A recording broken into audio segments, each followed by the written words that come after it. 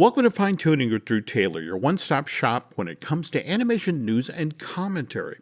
I'm Drew's co-host, entertainment writer Jim Hill, and he and I are recording this show on Tuesday, April 20th, 2021. Third show for this month, so I guess it's appropriate that we start with our first story. Will be about the third of something else, and that's the third Adventure Time Distant Lands special. Going to be debuting on HBO May 20th, is that correct? Or yeah. You haven't managed to see any of these yet either, have you? No, I watched that BMO trailer or whatever when they showed the first 10 minutes, but Jim, there's just too much. I'm underwater over here with all this stuff. No. Same thing here. But HBO Max announces that they cut a deal to do these four specials back in October of 2019. And it's just a year after that this Peabody Award-winning animated series ends its 10-season run on Cartoon Network.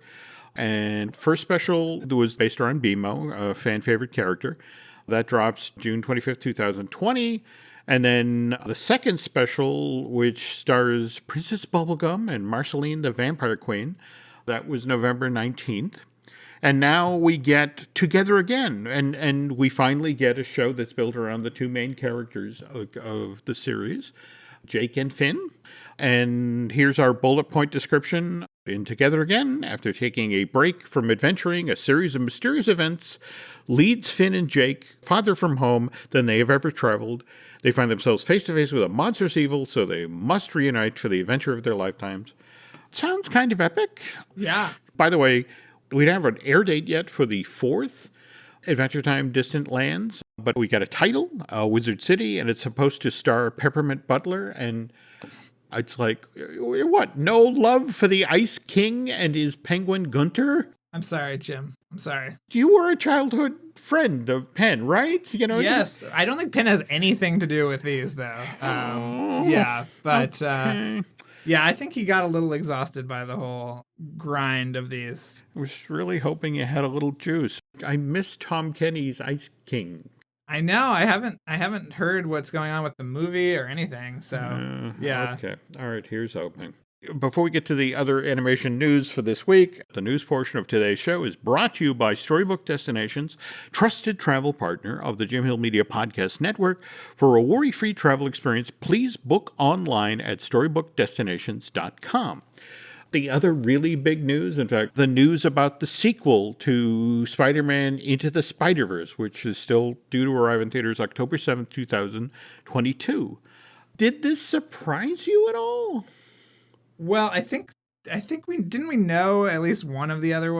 I think we knew that Joaquim Dos Santos was going to do it, but we didn't know that Justin K. Thompson, who was a production designer on the original movie, and he had been working at Sony Pictures Animation for a long time, was going to co-direct, and then also Kemp Powers, which is super exciting, right? That one was kind of startling. I was kind of stunned that neither of the two original directors of the first Into the Spider-Verse movie. There were three directors of the Spider-Verse, so none of them came back for this one. Yeah, I mean, but Bob Persichetti and Peter Ramsey, who I'm huge Peter Ramsey fan from Rise of the Guardians, which evidently, by the way, did you see the piece in Vanity Fair? Yes. He tells this great story about doing press for Rise of the Guardians. And he talks about how, he's out doing these interviews and people are talking about how, you're the Obama of animation. You're the first, black director of a major animated feature. And then the movie comes out and does no business. And he makes the joke. It's like, it's the Monday afterwards and they're looking at the money and it's like, oh, well, I'm not Obama. It turns out I'm the Herman Cain of animation, right. So... But it's the project you talked about earlier, the Lost Ollie thing for Netflix, that This is part of Peter's, supposedly his path away to do live action. And in fact, I was so excited that he's going to be doing a Robert Johnson biopic, the blues legend with the whole story of meeting the devil at the crossroads at midnight. And it's like, oh, I can't wait for that. But I thought for sure one of them would come back. I mean, it won the best animated feature that year.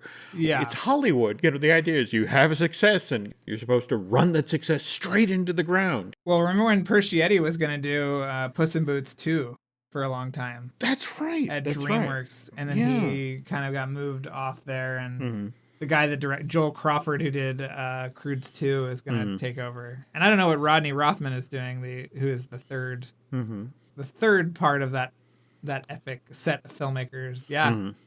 Well, Bob Perschetti and Peter Ramsey and the gentleman you just named, a very tough act to follow. But Yeah.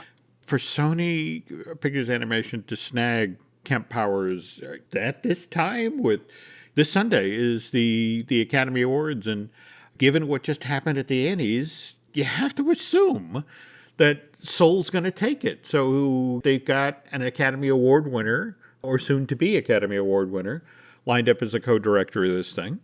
And the thing about Joaquin, I mean, if you think about the work he did on Avatar, The Last Airbender, and The Legend of Korra over at Nickelodeon, I mean, what that says about the action scenes potential in this thing, can't wait. Yeah. I just have a short list. So if Kemp and Justin and Joaquin will indulge me, all I want for Into the Spider-Verse 2, it's like, please bring back John Mulaney as Spider-Pig. Really like Lily Tomlin as Aunt May. And if it's possible, Catherine Hahn back again as the female version of Doc Ock. Olivia Octavius, I mean, loved her in WandaVision, want to see her again. Quick side note, December 14, 2018, Spider-Man Into the Spider-Verse opens in theaters. This exact same year, Black Panther comes out February of that year. Universally praised, makes $1 billion at the box office. 2.5 months later, Avengers Infinity Wars comes out, gets great reviews, killer cliffhanger ending, sells over $2 billion worth of tickets worldwide. Ant-Man and the Wasp comes out July of that same year, only makes $622 million. But that Peyton Reed film gets great reviews. In fact, went over there to Rotten Tomatoes to check this out. The original Ant-Man 2015 got an 82% freshness rating. The sequel gets an 87. And you know from your time in covering the entertainment beat, that doesn't happen with sequels. Right. So 2018, huge year for Marvel. Then Spider-Man Into the Spider-Verse comes along in December. Universally praised for great design, killer action scenes, fun story. By the way, over again at Rotten Tomatoes, 97 freshness rating, 95% audience rating. Okay, here's my question. The Academy of Motion Picture Arts and Sciences rarely honors superhero movies. You know, the thinking among Academy members is, look, these movies are already hugely popular and they make tons of money for the corporations that own all the studios out in Hollywood now, but they're not exactly great cinematic art.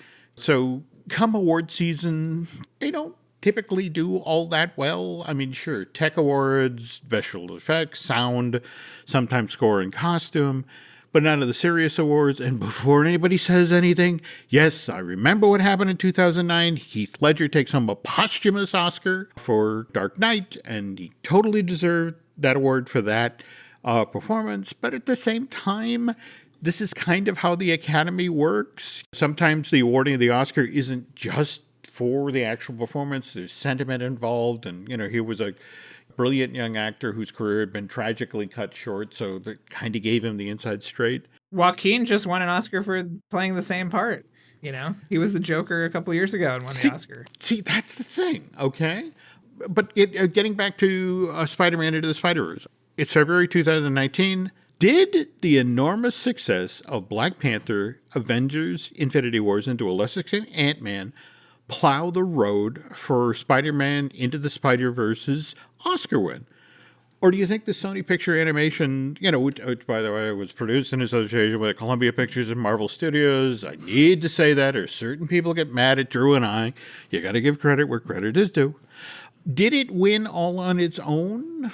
I mean, the 91st Academy Awards were kind of weird. That was the year that Black Panther actually scored a Best Picture nomination but lost the Green Book. Ugh. But true to form, Black Panther then goes on to take home Oscars for Best Score, Best Production Design, and Best Costume. Was it that it was kind of a weak feel in animation? I mean, face it, that's the year with Incredibles 2 and Ralph Breaks the Internet and Mirari. I mean, again, there's always that foreign film that gets the animation nod, and this one was made in Japan by Studio Chizo.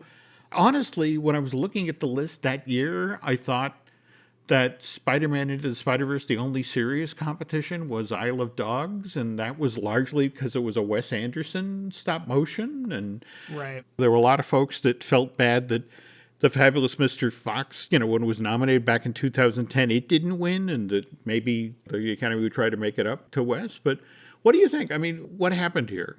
Well, yeah, I mean, I think that you're right that it definitely, all those other movies kind of set it up to win, but that movie is such a amazing artistic tour de force, and I think it was something that nobody expected to be such a hit.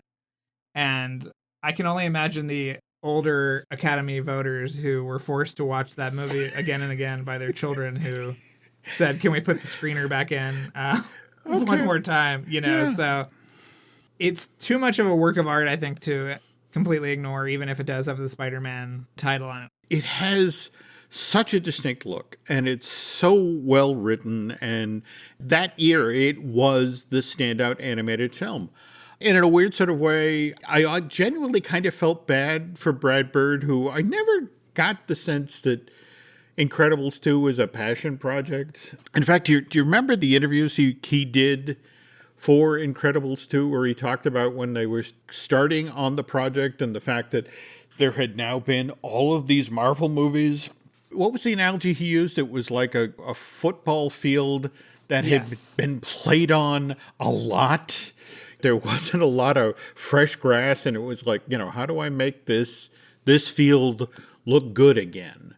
Have you watched Incredibles 2 again? No, I would like to. I've sort of been getting that itch to watch it again. But, I think it's a beautiful looking movie. I think it's amazing how little new territory it really goes into. Yeah. Though. They kind of bend over backwards to put the family right back to where they started in the last movie by kind of recriminalizing the superheroes, where it seemed like they were actually being embraced by the end of the first movie. And the fact that the only real twist is, what if Mrs. Incredible got the call to action instead of Mr. Incredible? I don't know. I just expected something a little bit more imaginative from the team. There were some genuinely funny set pieces and that sort of thing, but to have Bob at home taking care of the baby, just a little tried and true sitcom-y. Yes. So, okay, talk to me about how you tripped onto this Horton Hears a Who thing.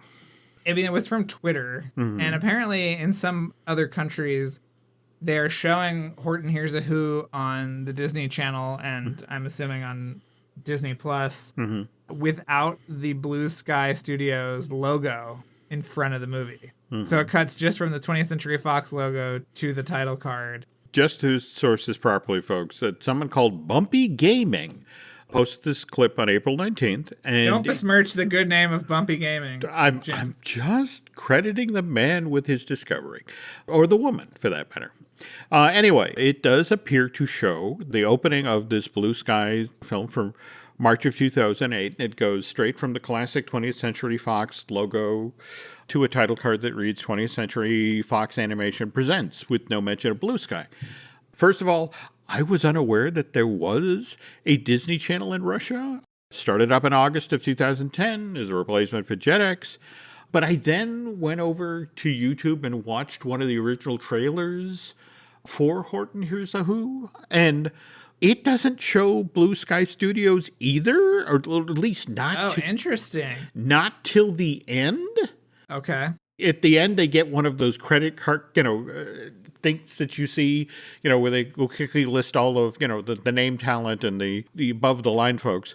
But anchored, at the very bottom of this graphic, to the left is the Blue Sky logo, but to the right, and the exact same size as the Blue Sky logo, is the 20th Century Fox logo. I apologize, folks, for, hey, here's a controversy, but we don't know if it's true. But it's just one of these things where we honestly need to do a little bit more research to actually look at the original Horton Hears Who from March of 2008 to see if maybe this is how Fox did it back then.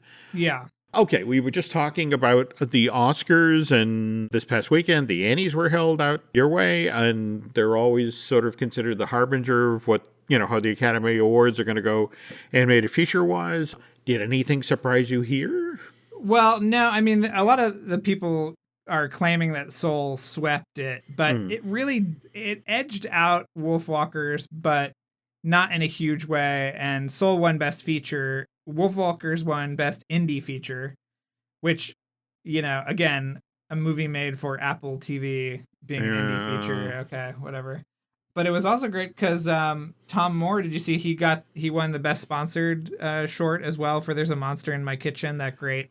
Oh, the thing with the Jaguar. Yeah, no, that was a lovely piece. Wow. Yeah. Okay. So, I mean, a lot of our favorites, made the cut. Hilda and Primal were Best TV in terms of general audience and children. Genndy won for Best Directing of an Animated TV Show. Best Character Animation went to Soul. It was pretty down the line, but, Tom Moore and Ross Stewart won Best Direction for the feature over Soul, which is that's significant. They also won Best Character Design. Okay. I think that there's still a fight to be had. I would be surprised if Soul didn't win, but yeah, I mean, Wolfwalkers is getting the very justified attention that it deserves. Okay. So it's all up for grabs at this point, but I think Soul will probably take it home. I would also be surprised if it didn't win Best Score as well. I'm not going to fight you there. It has an amazing score. Yeah. But speaking of scores and somebody who has a score to settle, this Morrissey thing. So stupid. If you go back over Morrissey's history, he is a guy who isn't good at picking fights. Well, he's also had some pretty questionable statements in recent years. This is true. This is true. But it's just sort of like the fact that he felt the need to do this. It's The Simpsons. Is this its 31st season at this point? 31st or 32nd, yeah. I can't tell you the last time I watched The Simpsons in real time. Well, you should check this one out, Jim. Benedict Cumberbatch is playing the Morrissey type character. I heard that. Yes. Brett McKenzie from Flight of the Conchords and the Muppets movie, the more recent Muppets movies, did the songs for this episode. So it is definitely worth watching, and it definitely, it definitely pokes some fun at Morrissey. But the fact that he responded with a press release is just the most ridiculous, humorless thing in the world, and proves that he is just a giant. I'm sorry, Ava, to use the language, but, he is. Yeah, that's quite true. But these days, I pay attention to The Simpsons, but it's mostly to, again, it's, who's been recast, or Hank Azaria apologizes, or a Morrissey issues a press release. And it's like, I really have to watch the show, as opposed to watch around it. But speaking of things that we should probably make a point of watching, what about this Apple TV Plus Skydance short? What can you tell us about Blush. that? Yep. Fans of the show, we've talked about Prep and Landing before. It's directed by Joe Mateo, who worked on Prep and Landing and Big Hero 6. So, I mean, we've got to give him a shout out. It follows the journey of a stranded horticulturist astronaut's chances for survival after he crashes on a desolate dwarf planet. When an ethereal visitor arrives, the once lone traveler discovers the joy in building a new life and realizes the universe has delivered astonishing salvation. So that sounds fun to me. I mean, the image is very cute of him sort of encountering this alien being. Okay. It's produced by Heather Schmidt-Fang Yanao, who worked on Toy Story and the Cars trilogy, and is, of course, executive produced by everybody's favorite hugger, John Lasseter. So, yeah. Obviously, we'll see. All right. And before we close out the news section here, we had the Love and Robot Season 2 trailer drop. And what's our take on that? I thought Love and Robots was cool. I mean, I really liked the first batch of episodes. I don't know how you felt about it. What I think this one will benefit from is that Jennifer Yu Nelson, who worked on the 2 latter Kung Fu Panda movies, for a while she was the most successful female director in the history of cinema, is executive producing and directing one of the episodes. So I hope that the kind of like lad mag feel of the first one, like, ooh, animated boobies, will be less pronounced this season. But there's 2 by Blur Studios. One is directed by Tim Miller.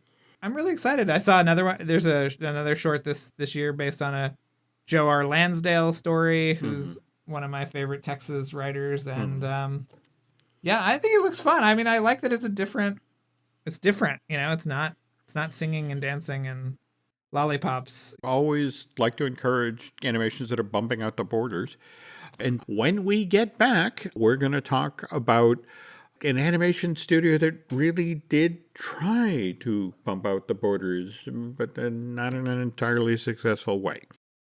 This episode is brought to you by LifeLock. It's Cybersecurity Awareness Month, and LifeLock has tips to protect your identity.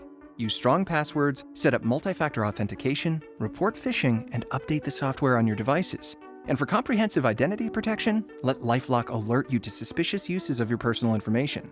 LifeLock also fixes identity theft, guaranteed or your money back. Stay smart, safe, and protected with a 30-day free trial at LifeLock.com/podcast. Terms apply. This podcast is brought to you by Carvana. Carvana lets you buy your next car on your terms. Explore a massive inventory online, filter for what matters, and find your perfect match. Then choose delivery to your home or pick it up at one of Carvana's iconic car vending machines. Every car also comes with a 7-day money-back guarantee, so you can make sure it's the right fit. Buy your car on Carvana. Delivery or pickup fees may apply. Limitations and exclusions may apply. See our 7-day return policy at Carvana.com. Carvana. Adobe Acrobat Studio, so brand new. Show me all the things PDFs can do. Do your work with ease and speed. PDF Spaces is all you need. Do hours of research in an instant with key insights from an AI assistant. Pick a template with a click. Now your prezzo looks super slick. Close that deal? Yeah, you won. Do that, doing that, did that, done. Now you can do that with Acrobat. Now you can do that with the all-new Acrobat. It's time to do your best work with the all-new Adobe Acrobat Studio. Last show, Drew and I did a feature piece about DreamWorks Animation's aborted feature, Tusker, as well as what was supposed to be Digital Domain's first full-length animated feature, The Legend of Tembo.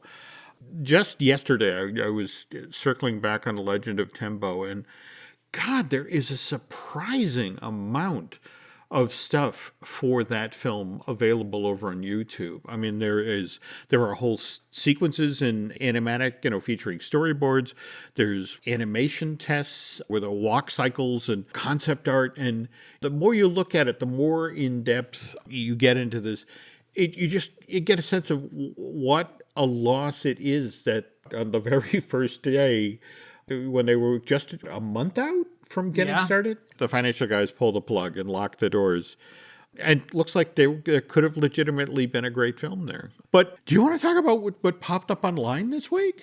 Yeah, well, I mean, you sent this to me the second it went up because you said, watch this before they take it down. But it's actually, I think, stayed up. Cool. And somebody actually synced that footage with audio from the original movie, that they found the same scene, which is really cool. But anyway, this is some 3D footage from the Robert Zemeckis Yellow Submarine remake / reimagining, and it's really pretty striking. They've done such a great job of caricaturing the Fab Four. Yeah. You know exactly who you're looking at. In fact, somebody was talking about Ringo Starr, that he looked cartoonish in life, so this was relatively easy transition. Right. It looked a little bit like the animated show. Yes, yeah. Which I actually really liked, especially on Paul. It looks a lot like his. There we go. This was supposed to be the 3D remake of the 1968 hand-drawn version of Yellow Submarine. You were talking about how really this film happened in a large way because of Dick Cook, right? Or was going to happen. I mean, it was announced at the first D23 in September 2009 by Dick Cook, who was a executive who really took chances and who was really embracing a lot of talent at this time. He was the one who spearheaded the Guillermo del Toro Haunted Mansion movie that has still yet to see the light of day. He brought Gore Verbinski back to the studio for Lone Ranger. He was really doing some things that were really talent forward. And remember at the time that when Dick Cook left, Johnny Depp almost left the company. Yep. He said that Dick Cook was his guy. And so that shows you how kind of in tune he was with talent. But yeah, I mean, getting Zemeckis, who hadn't made a movie for Disney since Who Framed Roger Rabbit in 1988, that's a huge. That was a huge get. And to be able to make the deal with Apple, I remember talking with people at Disney at the time, and they were the folks, particularly at the Disney Music Group, were just losing their minds. The notion that we'll have a soundtrack album that features original Beatles music. And it just, yes, they were going to have to split the money with Apple, but this was going to be huge. And this was this plan about, we're going to open this movie in London in the summer of 2012, which just happens to be when the Summer Olympics are happening in London. And the entire world will be focused there. We'll hold our premiere of this film there, and we'll have to make room for the piles of money. And of course, it all comes crashing down. May of 2010, Disney shuts down ImageMovers, and ImageMovers Digital, the studio that was going to make Yellow Submarine. And that was supposedly because of the underperformance of Disney's A Christmas Carol, which at the first D23 Expo, they were pushing that one hard too. And then March of 2011, Disney winds up abandoning Yellow Submarine entirely, and that's largely in the background of how badly Mars Needs Mom did. In fact, Disney announces they're abandoning Yellow Submarine on March 14, 2011, Drew. Mars Needs Mom opened on Friday, March 11th. So 3 days later, bang, dead. As somebody who's been covering the entertainment industry for several decades now, let me flat out ask you, do you think ImageMovers Digital would still be around if they had picked better projects? Well, I'm sure on paper both of these things seemed fine. Mm-hmm. I mean, the problem with Mars Needs Moms was that Zemeckis didn't direct it, and it had huge post-production issues. There were character redesigns at the last minute. Seth Green was the voice of the kid for a long time. Do you remember that? Yep. Yeah. Mm-hmm. I think Christmas Carol is actually pretty good. My problem with Christmas Carol is that third act. They had all of these action scenes. That it's clear at that moment that Zemeckis doesn't trust the source material. It's like, it's Charles Dickens' Christmas Carol. It's the most produced. I think only Robin Hood, there have only been more versions of Robin Hood produced. And again, in both cases, it's largely because the book is in public domain. And it's a holiday thing. And in fact, that's the thing that I find fascinating about the whole ImageMovers thing, is the first thing that really puts them on the map is Polar Express, the film based on the Chris Van El's best-selling picture book. And performance capture, Tom Hanks in multiple roles. This is a guy who clearly, if you come to him with a technology or a film that has challenges, he gets on board. I mean, think about it.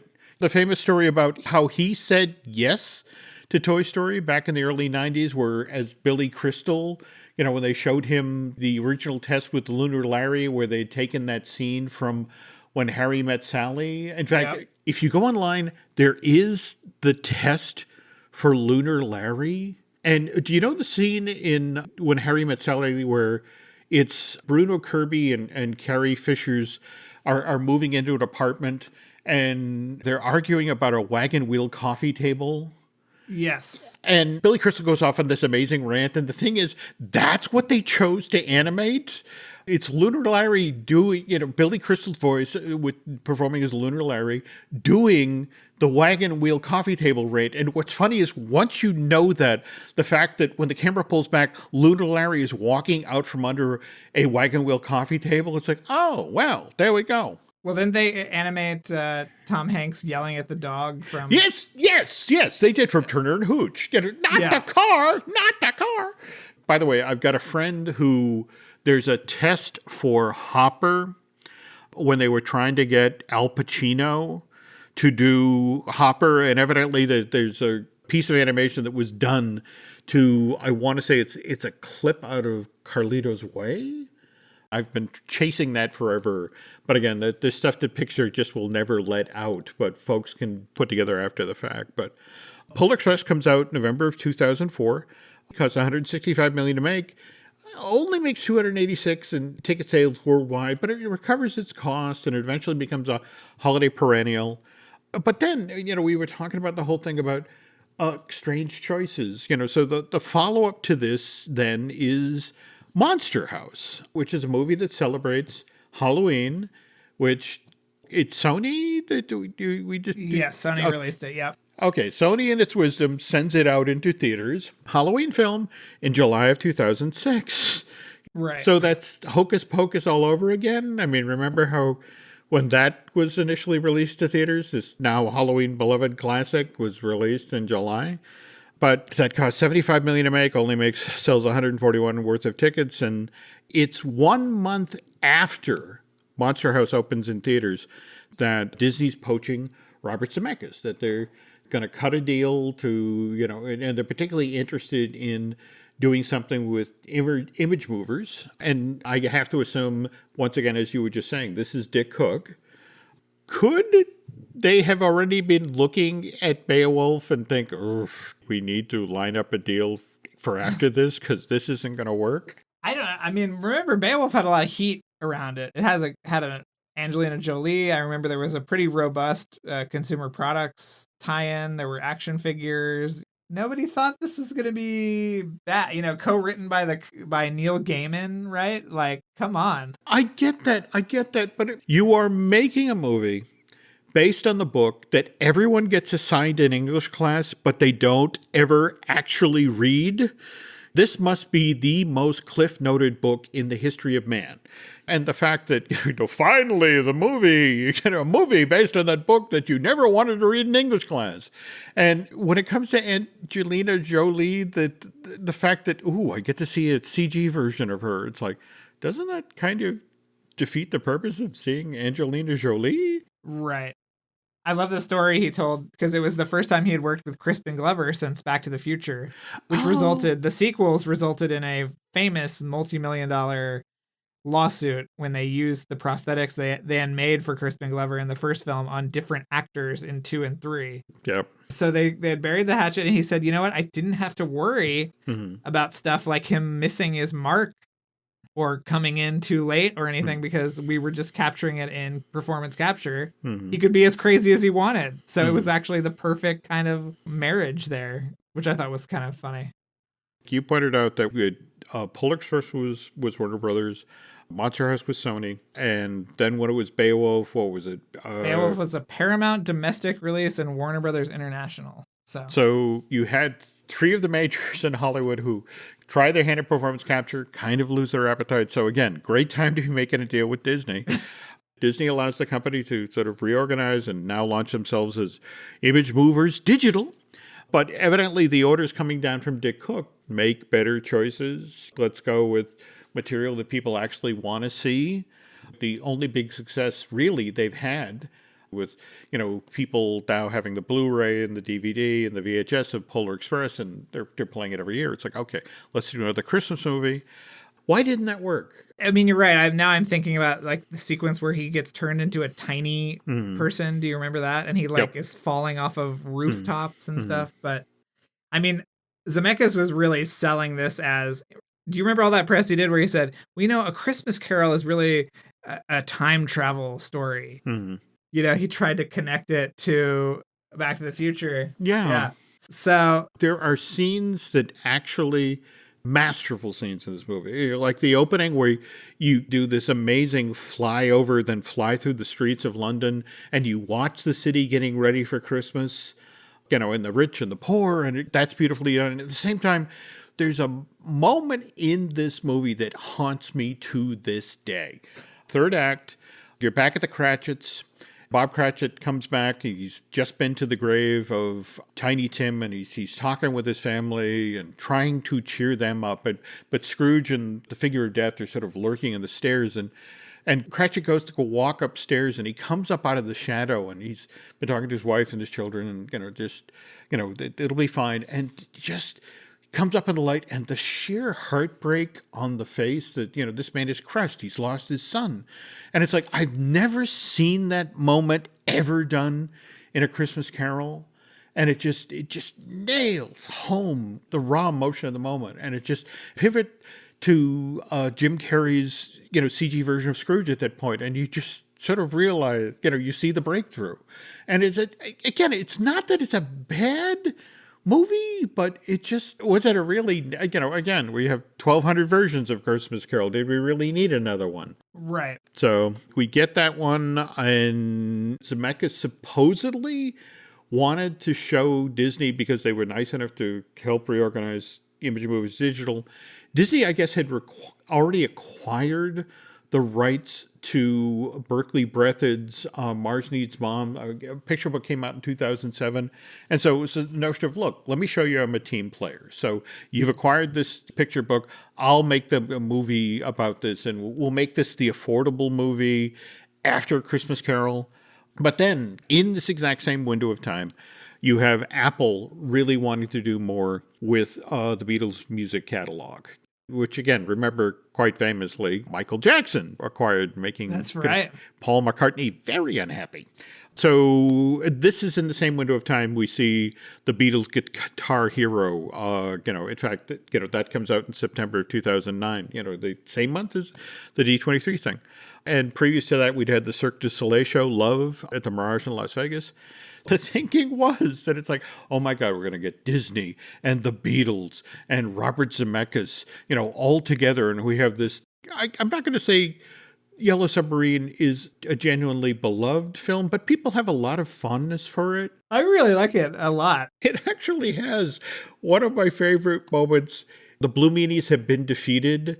And it's the head of the Blue Meanies. Well, what are we going to do now? What are we going to do? And his little assistant wearing the Mickey Mouse ears sort of runs up to, well, there's always Argentina.